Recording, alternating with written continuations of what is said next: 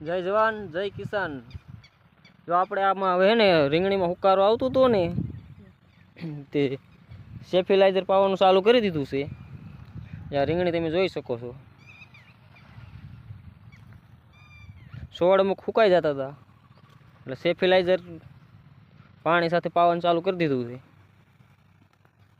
જો આવા છોડ થઈ જાય।